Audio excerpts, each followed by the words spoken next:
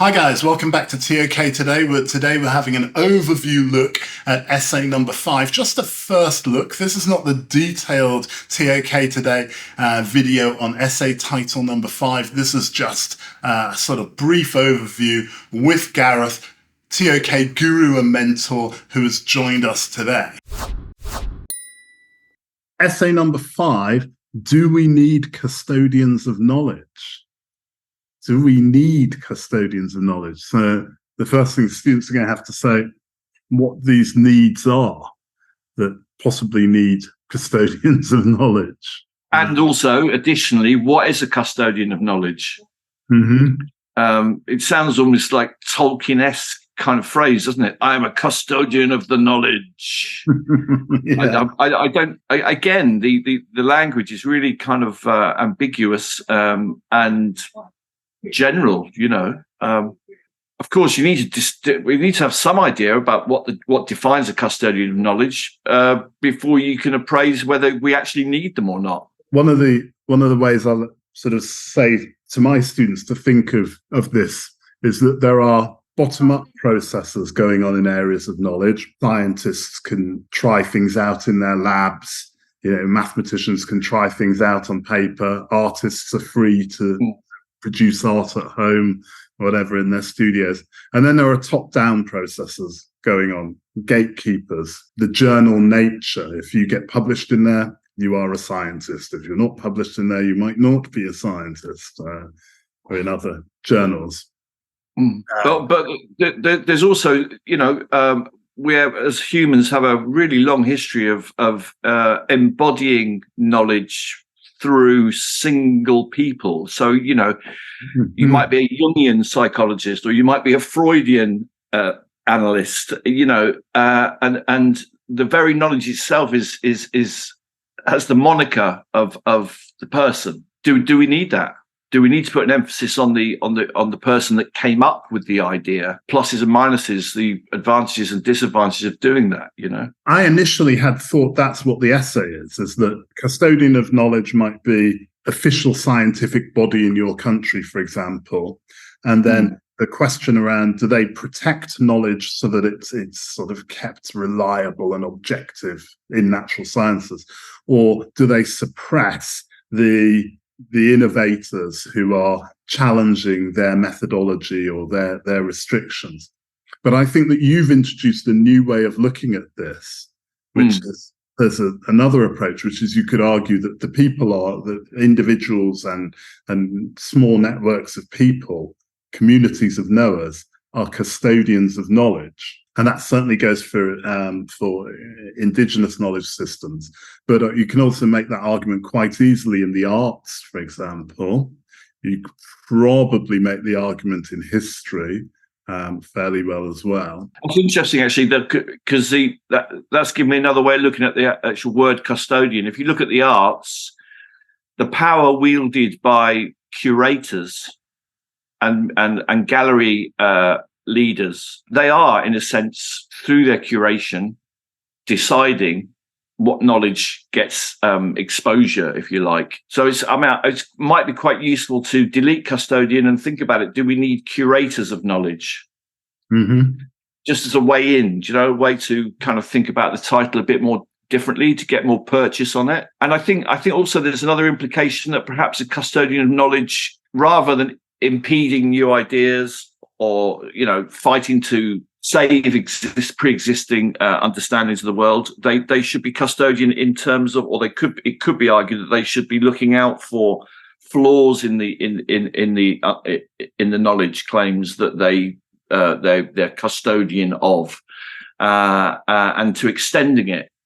So it's quite an interesting one. I think it's one of the, I think if not the toughest question, I think the sixth in my mind anyway. So what you were sort of suggesting there is another approach, which is where we could sort of look at the strengths and weaknesses of the custodians in terms of enabling the development of knowledge. To answer that question of, do we need these people, or are there other people? Do we need these bodies, processes, or are there other processes outside which could help that development of knowledge? it's the idea like a custodian being like, or custodians being like a regulatory body. Like in England, we have Ofsted to actually externally come in and say, look, is this school doing it right? I mean, perhaps students might want to argue that that's what a good custodian knowledge should be doing. Continually checking whether it's still the knowledge they're custodians of is actually working in the modern world, or whether it's outdated or flawed or needs to be adjusted or updated. Yeah. There are a lot of great examples here. Any example where somebody outside of the accepted knowledge system has produced something which has challenged that knowledge system, which takes us back to the other questions. There's really this theme going on, isn't there, about new knowledge driving the evolution of the wider area of knowledge. It runs through all of these questions. Yeah. I think the point we made a couple of times earlier on as well is quite really pertinent here, is because of the challenge of this question. I think it's, again, setting out the students who do choose number 5 need to really set out and define their focus and their method very clearly at the outset.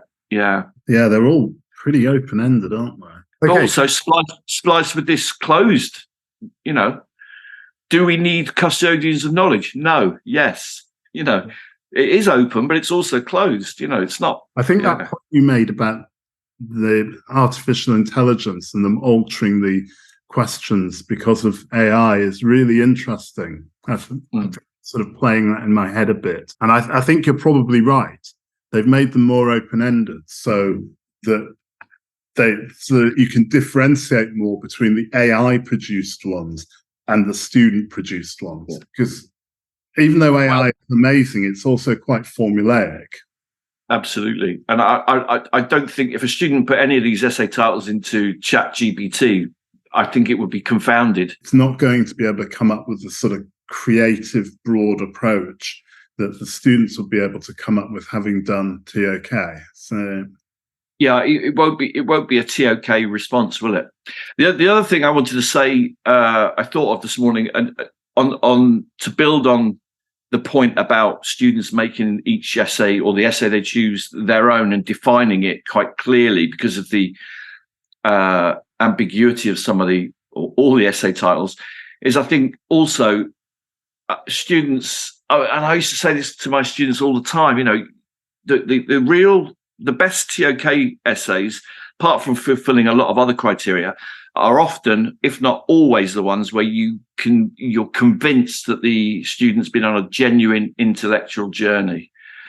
And I use that phrase so often with my students. Is you can just know it when you read an essay that has actually been the is the result of a genuine inquiry process. And so, yeah, students need to define the direction they're going to take their essay in, but also just go on and really, really savor that journey, and have confidence in what they're writing. Yeah, absolutely. It's excellent advice. Students can start with a sort of thesis statement, saying, I think this is what's going to happen.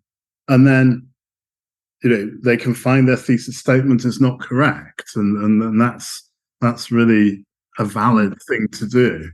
But having said that, the caveat for what we're discussing is the fact that it's very, very tough for IB students when they've got the workload that they have.